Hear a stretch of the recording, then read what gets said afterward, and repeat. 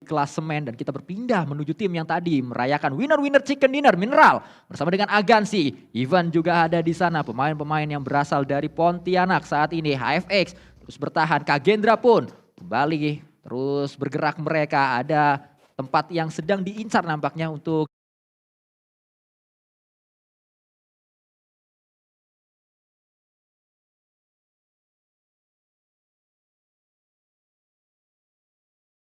dijadikan tempat looting oleh Kagendra. Tidak langsung berada di kota besar, kayaknya Kagendra scrapping terlebih dahulu. Ya, sama lagi tadi kalau kita ingat circle-nya menuju ke bagian utara, mengambil bagian Oasis, masuk ke arah La Cobreria juga, di mana Oasis menjadi bagian paling utara dari circle yang pertama, dan Blue Zone akan bergerak kurang lebih dalam 15 detik lagi, waktu mundur sebelum Blue Zone-nya bergerak untuk Blue Zone yang pertama.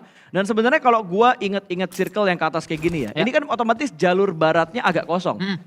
Kosongnya jalur barat, ini harusnya ngebuat sebuah keuntungan untuk Boom Esports. Kalau timing rotasi mereka bagus. Karena yang mungkin mereka hadapin adalah tim yang turun di bagian Monte Nuevo. Siapa itu berarti? Bigetron. Bigetron. Itu yang mungkin bakal menjadi penghalang untuk Boom kalau BTR rotasinya lambat. Tapi kalau BTR rotasinya cepat, itu bakal menjadi free entry untuk Boom Esports. Ya, dan juga kalau kita ngomongin Bigetron, mereka sebenarnya merupakan tim yang digadang-gadang memiliki rotasi gaib karena ada Spavel di dalamnya. Ya, cuma gaibnya kadang-kadang chicken, kadang-kadang hilang tiba-tiba nih. Ya, banyak yang mengatakan memang saat ini hilang dengan cepat dan masih dicari kegaiban dari seorang Spavel untuk memberikan sebuah rotasi menuju ke arah Bigetron berulang kali. Yang menjadi PR dari Bigetron, bukannya rotasi jadi andalan, mereka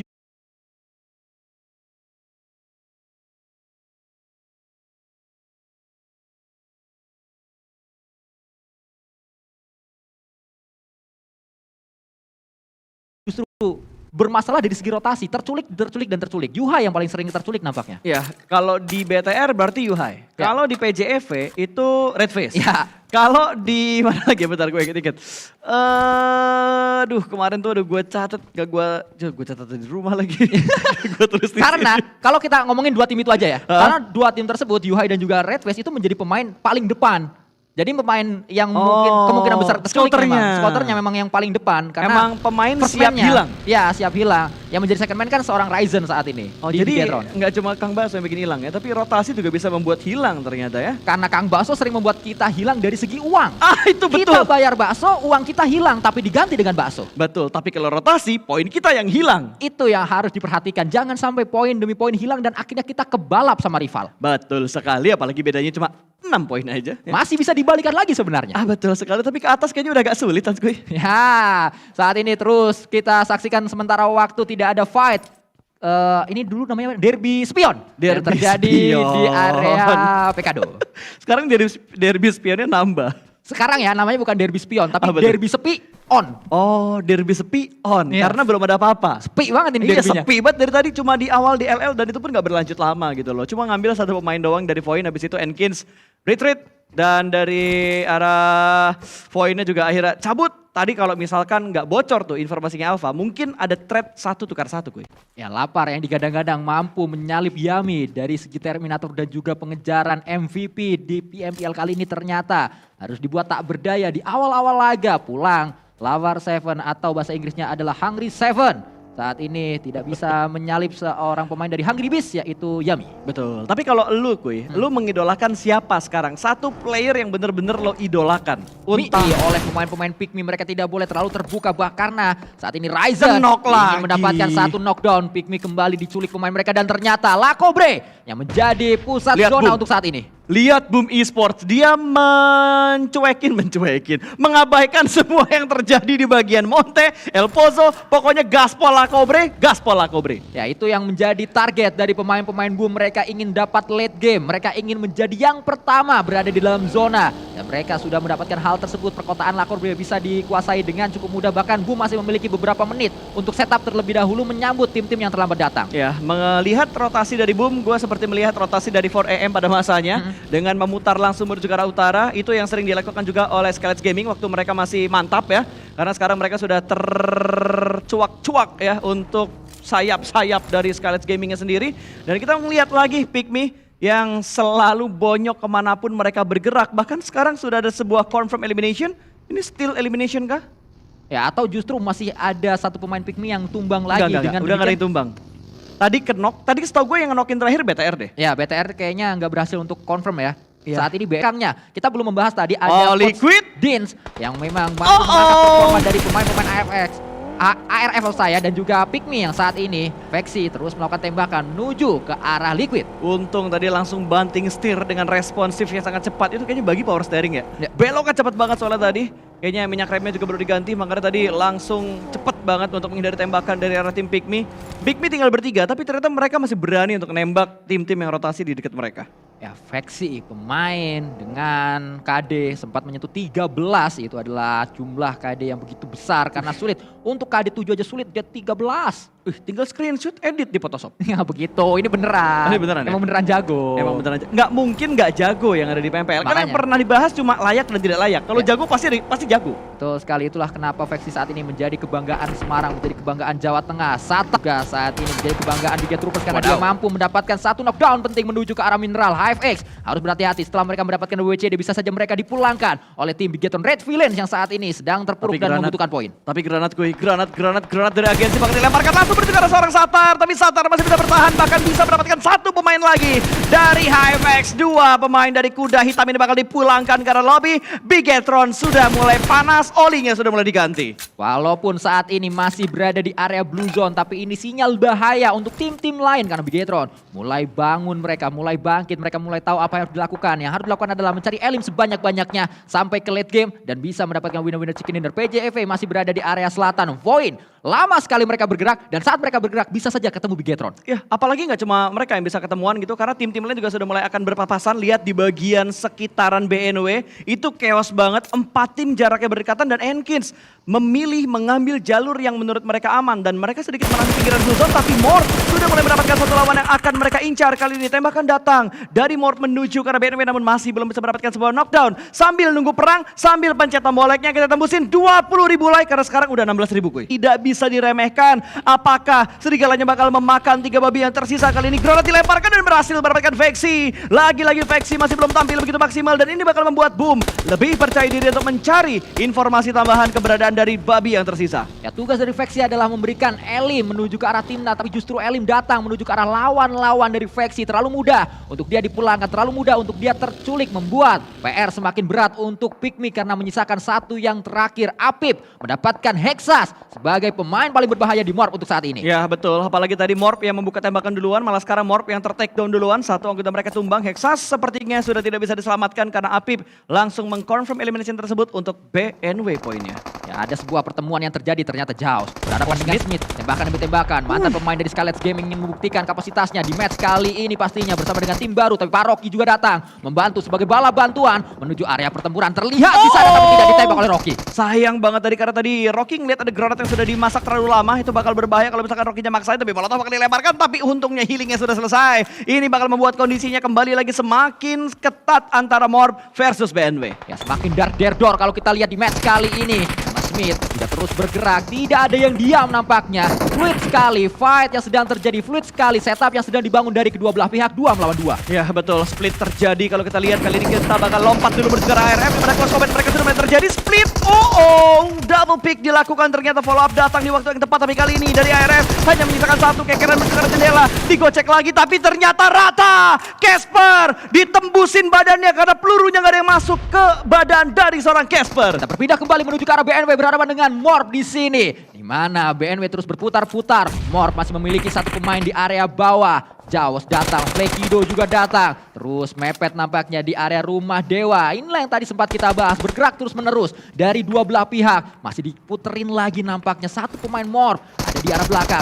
Smith dicari, Smith bangun, melakukan tembakan demi tembakan. Tapi di atas ada satu pemain yang sangat-sangat penting, itu adalah Pak Rocky. Rata sudah BNW dipulangkan karena lobby, ternyata Morp berhasil memenangkan fight ini dengan adanya satu korban jiwa. Yap betul, kehilangan satu korban jiwa untuk Morp Team. Sementara BNW tidak memberikan perlawanan lagi yang terlalu ketat karena memang tadi udah nggak ada utility lagi. Itu bakal berbeda kalau misalkan dari BNW punya banyak util yang tersisa untuk ngasih damage. Ya, itulah yang membuat fightnya terjadi cukup lama karena mereka harus berhadapan untuk melakukan tembakan demi tembakan, dan kita menyaksikan bagaimana Joe Brenky sebagai pemain terakhir dari Pikmi dipulangkan oleh Rezi. Yes, itu dia sebuah pengintaian dari sang serigala berhasil meratakan babi-babi yang berkeliaran di area kota mereka, di area La Cobreria tentunya, dan kali ini masih ke arah Boom Esport karena semakin banyak tim yang datang ke arah perkotaan mereka. Ya, Lakobre saat ini mulai dipadati oleh banyak pendatang-pendatang yang melakukan sebuah lawatannya menuju ke arah sini, tapi Redface mendapatkan satu knockdown. Ryzen sedang diincar. Ryzen mendapatkan satu pemain. Microboy didapatkan oleh Ryzen. Yes, itu dia sebuah pasangan perak tentunya yang bertemu menjadi lawan kali ini, menjadi target yang diinginkan. Tapi Redface membalaskan dendam dari seorang Microboy dan berhasil mendapatkan seorang Ryzen.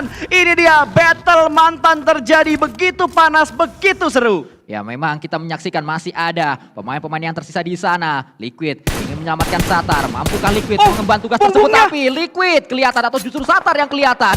Pulangkan satu pemain. Ada sebuah track yang akan coba dilakukan. Spray down menuju ke area bawah, menuju ke arah Liquid. Tapi Redface sadar tempat ini tidak aman. Ban pecah dua baginya. Bannya pecah dua, kuy. Udah nggak bisa jalan lagi kayaknya karena ban yang pecah semuanya di bagian kanan. Dan Liquid berusaha untuk kabur dari tembakan dari seorang Redface. Trackingnya begitu bagus, tapi Redface jump ke arah bawah. Bye-bye Redface karena bakal terkenok karena ulahnya sendiri. Sangat disayangkan, tapi kalau kita melihat saat ini Misery terus terkena tembakan demi tembakan. Spavel menjadi punggawa terakhir yang masih bisa bertahan. Sebenarnya revive bisa dilakukan menuju ke arah rekan-rekan dari Spavel, tapi tidak mudah untuk melakukan hal tersebut sehingga Spavel sadar dia harus segera menyelamatkan placement point untuk timnya. Yap, itu dia perjuangan dari pemain terakhir Bigetron yaitu Spavel. Entah akan dibawa sampai peringkat berapa Bigetron saat ini, tapi Persija mereka sudah mendapatkan 3 elimination dan berkorban satu pemain saja. Dan kita melihat pergerakan dari arah tim lain di mana Morp mendekat menuju ke arah Kagendra, kuy. Yang menarik adalah walaupun tidak ditembak, Redface tetap menjadi pemain yang hilang karena jatuh. Iya, betul.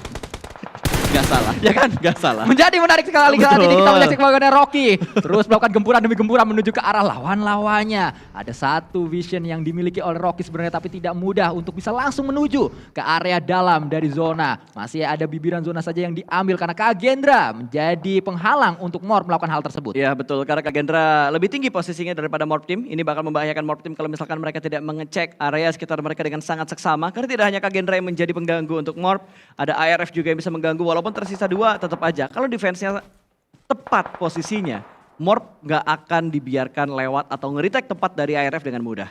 Moskow memiliki PR untuk bergerak setidaknya 35 meter jarak yang harus ditempuh oleh pemain-pemain Kagendra agar mereka tidak terkena blue zone, karena ini adalah stage kelima. Sudah mulai terasa pastinya damage yang diberikan oleh blue zone. Point akhirnya memiliki satu tempat di dalam circle. Ya betul, mereka mendapatkan pinggiran dari circle-nya, sementara dari Aura mereka mendapatkan satu elim pertama mereka dari arah tim RRQ yang udah berpapasan berkali-kali, akhirnya dapat poinnya di sini. Ya, dan juga tidak hanya RRQ yang diincar karena Hans For You nampaknya sedikit sadar. Di area atas bukit sana ada Linux bersama dengan pemain 21 NFT. Pertemuan akan terjadi karena Frenzy datang menuju ke arah defensif dari Kagendra. Yes, untungnya hanya splash damage yang diberikan karena Frenzy tidak sampai ter-take down. Kondisi dari seorang Frenzy yang membuka jalan untuk Morp Team. Kagendra kembali lagi menarik mundur formasinya ke arah belakang, di mana Leon tadi ada di broken wall depan, saat ini dia ada di bagian rumah belakang. Mepet menuju ke arah Moskow dan dipaksa maju sepertinya memancing sebuah tembakan dari arah tim Kagendra. Informasi detail kembali lagi bakal masuk, tapi di arah luar yang bakal fight terlebih dahulu, dan itu dia Smith.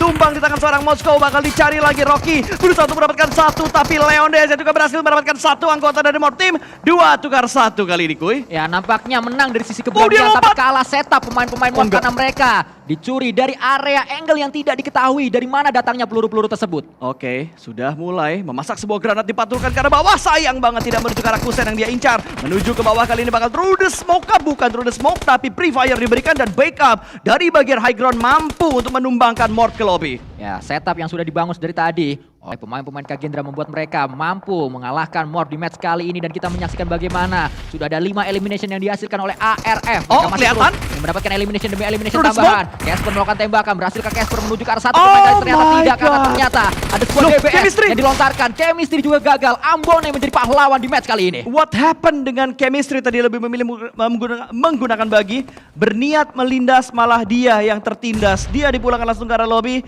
dan tinggal 10 tim kali ini yang tersisa. Namun Kagendra belum selesai karena satu tim mendekat kembali ke arah mereka. Masih diincar. Nampaknya tempo menurun saat ini, tapi ini hanya sementara sih. Ramones juga kembali didapatkan, 2 didapatkan oleh Misery, tapi Boychin melakukan balasan dengan sebuah Uzi. Masih ada backup kah menuju ke arah pemain-pemain dari tim PJV. Ya, ini 3 way showdown karena RRQ juga melempar granat, memberikan splash damage menuju ke arah Boychill, lebih Boychill masih bisa tertahan di bagian gundukan ini. Mangkuk yang ditempati oleh Boychill masih cukup aman, menutup angle dari bagian kiri, menutup angle dari bagian kanan, tapi tidak menutup dari arah granat yang dilemparkan.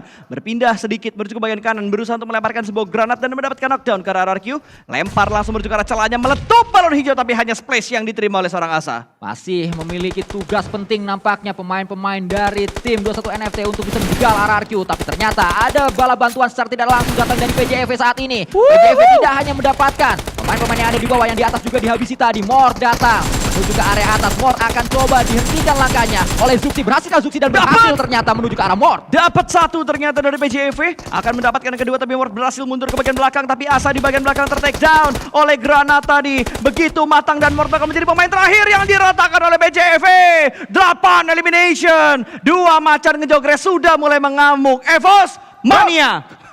Kan tadi kita udah janjinya itu. Oh iya itu ya. Iya. Oke, mohon maaf saya salah, mohon maaf. Dan ternyata yang pertama tadi bukan Mort, itu adalah Vardemort ternyata yang dipulangkan tadi oleh Zuxi. Ada tembakan juga dari 21 NFT dengan sebuah Groza, tapi kita kembali fokus menuju ke area dekat dengan circle. Kobre masih diincar Cleon saat ini yang bersiap untuk bisa masuk merangsak menuju ke arah circle di depan. Dua split yang dilakuin sama Aura sekarang ini agak berbahaya kalau misalkan dari PJV komit, tapi ada gangguan yang datang menuju ke arah PJV tadi. Tembakan datang dari arah Aura tentunya karena masih ada split dari Aura. Itu mendapatkan informasi karena pemain-pemain dari PJV saat ini dan sebuah tracking yang dari seorang No Mercy berhasil memberikan damage ke arah Zuxi. Tapi Hans entah kenapa langkahnya terhenti, tapi dari arah Aura mereka bakal komit, baginya bakal digerakkan mepet ke arah pertahanan dari PJV. Sangat disayangkan tadi baginya sedikit terhambat sehingga tidak mulus sebuah push yang dilakukan oleh Aura menuju ke area atas ini. Ada granat yang akan dilontarkan terlebih dahulu. Berhasilkah granat tersebut? Ternyata tidak, karena Microboy lah yang mendapatkan satu knockdown atau didapatkan knockdown yang menuju ke arah Microboy. Dan kita menyaksikan bagaimana Genfos menjadi pemain yang diharapkan mampu memulangkan pemain terakhir yaitu Zuxi. Tembakan dilakukan dengan sebuah UMP, reload terlebih dahulu atau berganti dengan M4. Dan saat ini berganti dengan M4-nya. Tembakan kembali dilakukan dan jump ternyata gagal. Zuxi menang dengan AKM. Betul sekali, 1v1 situation di bagian atas kali ini. Ada Rosesi juga yang Rosesi berhasil diamankan oleh seorang Zuxi.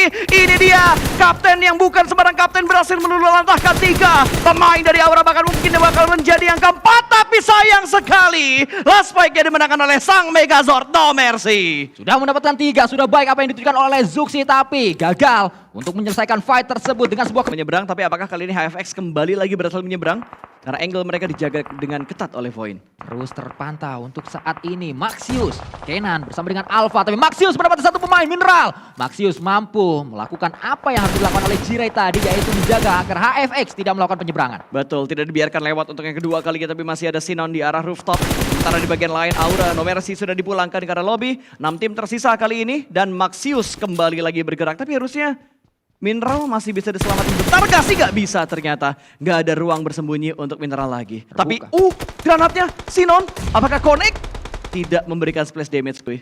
Ada satu utility lanjutan yang dilamparkan, tidak hanya satu, ternyata ada 2 yang dilontarkan tadi menuju ke area depan Sinon. Karena Bluzon hati-hati, jangan sampai dia justru pulang karena Bluzon terlalu sakit. Di stage yang ke-8 ini, KF bersama dengan pemain-pemain GPX sudah mulai melakukan sebuah pergerakan. Saat tadi mereka hanya memantau, saat ini mereka aktif melakukan tembakan. Iya, bahkan tadi ada sebuah sapuan yang dilakukan oleh KF, namun tidak mendapatkan hit mark sama sekali. Sementara Yoru berusaha untuk menambah pundi-pundi lootingan ke arah tasnya, dia mungkin menambah sisa peluru karena pelurunya sudah sedikit. Dan Sinon lebih memilih pulang dengan Bluzon supaya tidak memberikan poin tambahan ke arah tim yang tersisa. Yami mendapatkan kembali knockdown demi knockdown menuju ke arah Alpha dan juga Maxius. 2 pemain didapatkan oleh Yami dan ini dia spesialisasi dari Yami. Dia mampu membuat momen, create the moment agar Boom melebarkan permainannya, mengembangkan permainannya di sebuah fight. Yes, ini dia Yami masih berusaha untuk mendapatkan pemain dari tim Void yang lainnya. Kenan, the last man standing dari Void, berusaha untuk bertahan seorang diri, tapi Cleon di bagian lain tertangkap oleh Kagendra dan Kagendra malah yang dipulangkan ke arah lobby. Sebuah baku hantam yang terjadi dengan sangat cepat dan mungkin dengan kondisi seperti ini harusnya Boom punya WWCD forecast yang lebih besar dibandingkan tim lain. Ya, karena mereka unggul dari jumlah pemain bisa bertahan di bagian rooftop sendirian saja. Belum ada follow up dari pemain-pemain Boom yang lainnya, tapi Maxius tertembak dari bagian belakang. Ternyata Rezi berhasil mendapatkan Maxius. Satu kembali tumbang dari Boom Esports, dari tim Void dan GPX.